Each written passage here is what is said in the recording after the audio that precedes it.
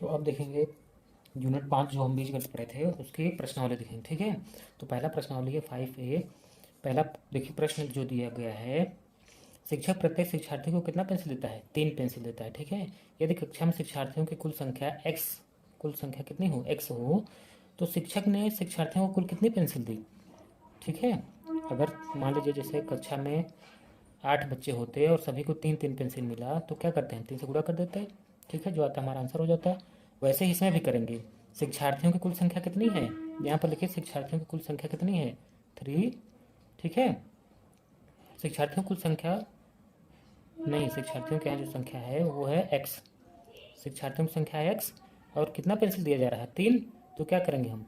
3 से गुणा कर देंगे x का, तो हमारा आंसर क्या हो जाएगा? 3x। पहले का उत्तर हो जाएगा 3x। ठीक है, एक बार और बता दे रहे हैं इसको। देखिए शिक्षार्थियों की कुल संख्या से हम गुणा कर देते हैं किसका? जितनी पेंसिल दी जा रही हैं। तो कितनी पेंसिल दी जा रही हैं यहाँ पर लिखेंगे, पेंसिल कितनी दी जा रही हैं? 3। और इसे गुणा करेंगे किससे? जितने कुल शिक्षार्थी हैं। कुल शिक्षार्थी कितने हैं? x है। तो गुणा का चिन्ह लिखा नहीं जाता है बीजगणित में। ठीक है, मैंने बताया था गुणा का चिन्ह नहीं लगाया था बीजगणित में। तो उत्तर हमारा क्या हो जाएगा? 3x। कितनी पेंसिल सबको दी है? शिक्षार्थियों ने कुल कितनी पेंसिल दी? 3x पेंसिल दी। ठीक है, चलिए नेक्स्ट देखते हैं क्वेश्चन नंबर 2। क्वेश्चन नंबर 2 क्या है? अपनी उत्तर पुस्तिका में रिक्त स्थानों में संख्या की जगह कोई बीजगणित लिखिए। संख्या की जगह क्या लिखना है? कोई बीजगणित लिखना है और बताना है कि उसका प्रयोग किस संख्या के लिए किया गया है। तो ये देखिए पहला प्रश्न, पहला देखते हैं हम। ठीक है, पहला देखिए क्या दिया गया है। 12 + 5 = 17 17 होता है। तो यहाँ पर 5 है और बराबर 17 है। तो ऐसा क्या जोड़ा गया 5 में कि 17 आ गया? 5 में क्या जोड़ा गया? इसका मान लीजिए माना x जोड़ेंगे, इसमें मान लेंगे क्या जोड़ा गया? x। तो x की जगह पर क्या आ रहा है? यहाँ पर 12 आ रहा है। ठीक है, तो x की वैल्यू यहाँ क्या हो जाएगी? x की वैल्यू यहाँ हो जाएगी 12। और दूसरा प्रश्न देखिए, दूसरा क्या दिया हुआ है? दूसरा दिया गया है 40 माइनस, इसको हटा देते हैं, 40 माइनस 10 = 30। ठीक है, तो 40 में ऐसा क्या जोड़ा गया है, घटाया गया है कि 30 आए? 40 में ऐसा क्या घटाया गया है कि 30 आए? तो 40 में माना x घटाया गया है। माना क्या घटाया गया? माना x घटाया गया। ठीक है, 40 में 30 घटाइए, कितना आया? 10 आया है ना। तो x का मान क्या हो जाएगा यहाँ पर? 10। x का मान क्या हो जाएगा? 10। दूसरे का उत्तर हो जाएगा x = 10 और पहले का हो जाएगा x = 12। ठीक है, यही आ गया सेम। देखिए ये वाला x = 10, x = 12। 4 का गुणा 6 से किए गए हैं, 24 आ रहा है। तो ऐसा कौन सी संख्या का गुणा 6 से किया जाए? 24 है। किस संख्या का गुणा किया जाए? 4 का। तो x का मतलब यहाँ क्या हो जाएगा? 4। ठीक है, माना 4 से x से गुणा करने पर 24 आए, तो x के स्थान पर क्या आ जाएगा? 4 आ जाएगा। ठीक है, अब देखिए दूसरा। ठीक है, इसको देखेंगे। 35 का 5 से भाग दिया गया है तो 7 आ रहा है। तो 35 का किस संख्या से भाग दिया जाए कि 7 आए? x। माना x का भाग दिया जाए 7 आए, तो x का मान क्या आ जाएगा? x का मान आ जाएगा 5। 5 का भाग देने पर क्या आएगा? 7 आएगा उत्तर। ठीक है, तो सभी का उत्तर हमको पता हो गया है क्या? इसका उत्तर कितना आ रहा है? पहले का देखिए, पहले का उत्तर आ रहा है 12, x = 12। दूसरे का आ रहा है x = 10। इसका आ रहा है x = 4, जो ऊपर लिखा है वही। इसका x का मान क्या आ रहा है? 5 आ रहा है। ठीक है, 35 में 5 का भाग देंगे तो हमारा 7 आ जाएगा। अब देखते हैं तीसरा क्वेश्चन, प्रश्न नंबर 3। देखिए 3 क्या हुआ है? रहीम के पास 10 रुपए थे। कितने रुपए थे? रहीम पास 10 रुपए थे।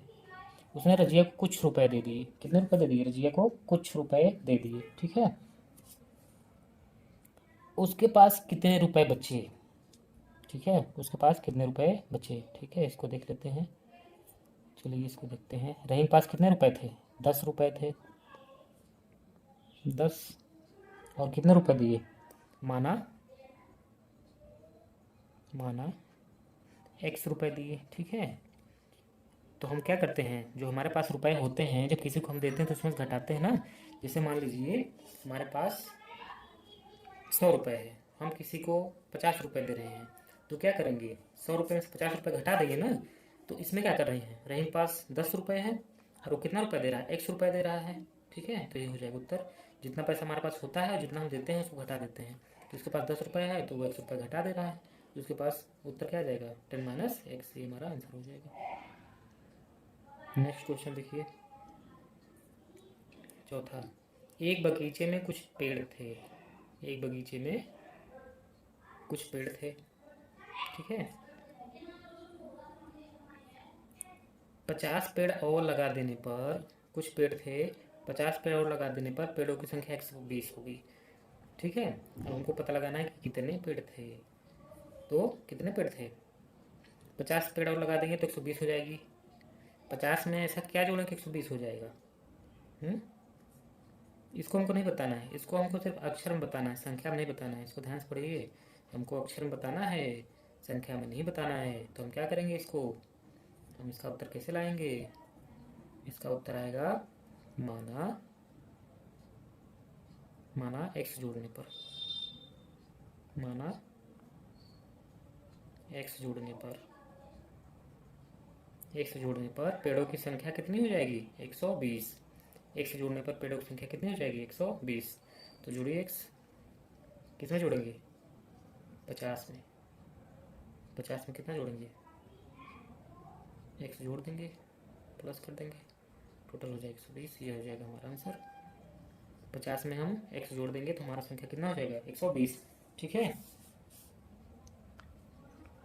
पांचवा प्रश्न है, अक्षर एन और एम के प्रत्येक प्रतिरूप को तीलियों से बनाने के लिए आवश्यक तीलियों की संख्या के लिए नियम ज्ञात कीजिए। नियम लिखने के लिए एक चर का प्रयोग कीजिए, ठीक है। नियम लिखने क्या करना है, एक चर का भी प्रयोग करना है, ठीक। चर और अचर से बताया जा चुका है यही क्लास में, दूसरे क्लास में, उसको देख लीजिए। चर अचर घातांक भी बताया गया है, ठीक है। अक्षर एन और एम प्रत्येक प्रतिरूप को तीलियों से बनाने के लिए आवश्यक तीलियों की संख्या के नियम ज्ञात करना है, ठीक है।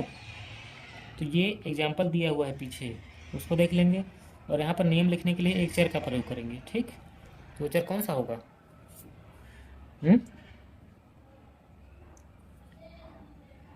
अक्षर एन और एम को तीलियों के प्रतिरूप ज्ञात करना है, ठीक है।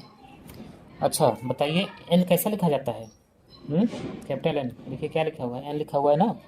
तो एन में कितनी तीलियाँ लगेंगी बताइए, एक तीली ऐसे लगेगी, एक तीली ऐसे लगेगी, ये एक तीली होगी माचिस की, ये दूसरी तीली हो गई, ये तीसरी तीली हो गई, ठीक है। तो एन में कितनी तीली लगी, 3 तीली लगेंगी, ठीक। कितनी तीली लगी, 3 तीलियाँ लगी, ठीक है। तो इसको हम क्या लिखेंगे 3 इंटू, देखिए और क्या लिखा है, एक चर राशि का प्रयोग करना है। चर अचर बताया गया है, उसको देख लीजिएगा। चर राशि होता है जिसका मान कभी नहीं बदलता। जितने भी अक्षर होते हैं, बीज होते हैं, ए से जेड तक, वो सभी चर राशि होते हैं, ठीक है। 3n, ठीक है।